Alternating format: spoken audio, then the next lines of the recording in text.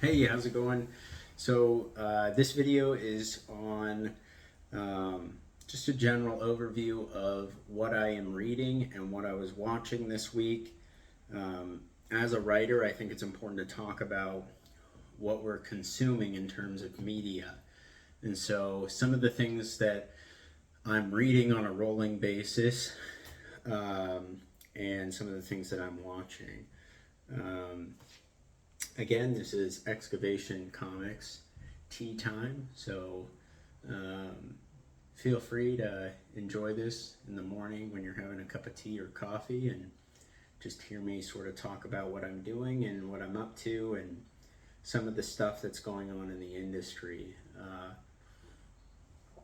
We want to do like a brief little news segment at some point in the future and talk about some of the bigger stories that are happening on a weekly basis to keep ourselves somewhat informed of what's happening industry-wide.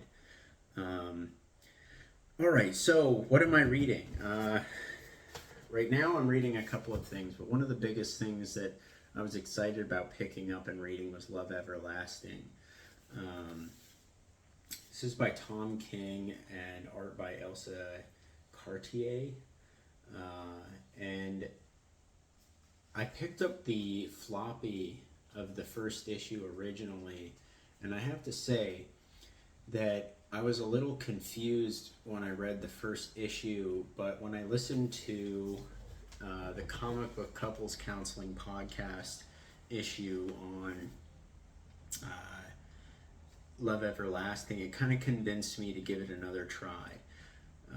The reason I think I struggled with it at first was because there's a lot that happens, but you have this character named Joan, and she falls in love, or she's in love with a variety of men and situations and time periods and timelines, and she's constantly changing locations and the people that she's in love with.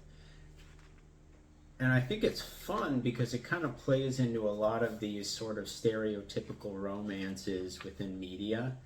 And it's fun to explore those with the same character crossing lines. But she's kind of, as the story kind of continues, you can kind of tell there's something that's not quite right about this, because as she sort of begins a story, I don't know, there's this sort of interesting concept in love when you first start dating someone and you are sort of very infatuated with each other, and it's like the honeymoon phase of a relationship. And so we're really only getting like the honeymoon phase of these relationships, you know, the height of the romance, the height of the, you know, endorphins of love.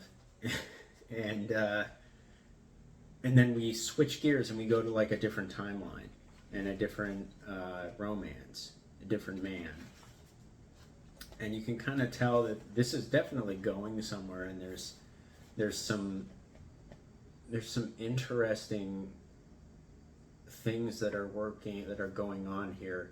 I don't know if it's some sort of ethereal force that's sort of controlling what she's doing and why, but that's the sort of gist that I'm getting, that she's being placed into these situations for a specific reason that we will figure out as we continue on. I think I didn't continue with it because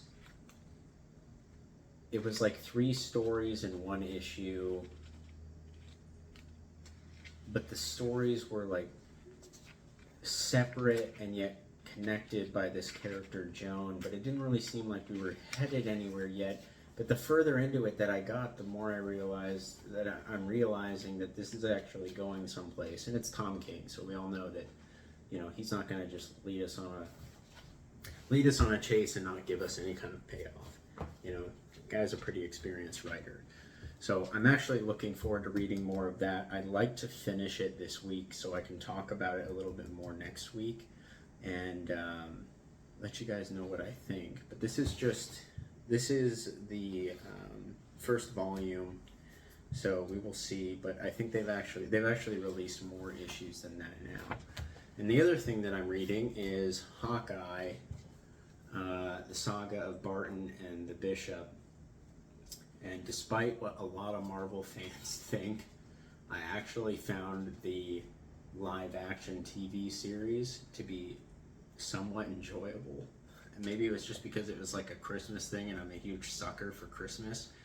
But I think it was actually a fun show. I would have actually liked it to be a little bit longer because it was kind of just like a taste of what was going on.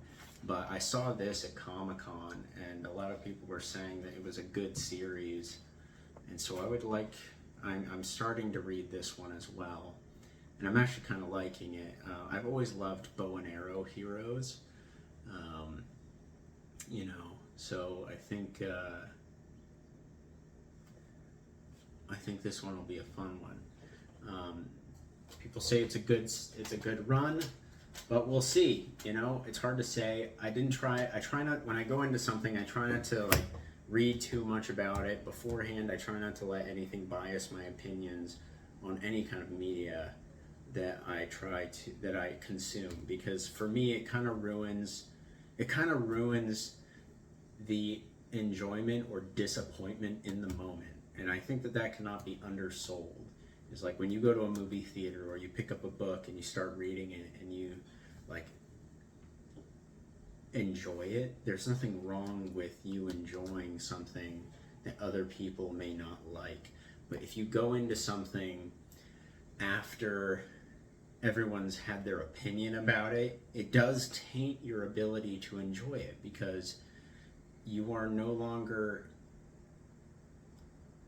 consuming that media without bias.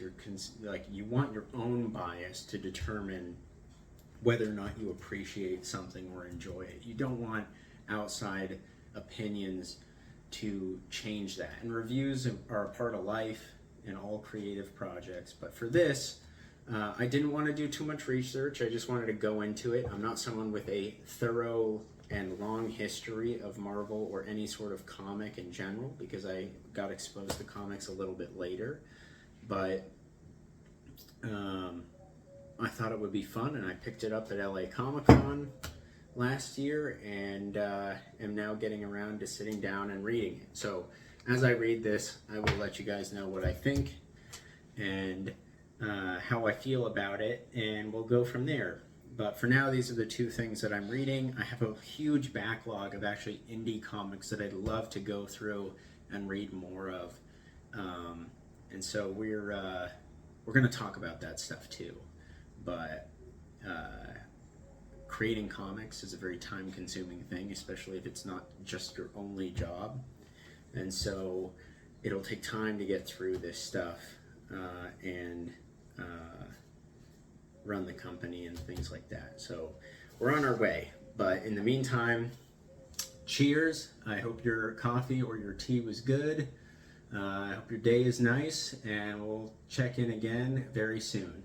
All right, goodbye.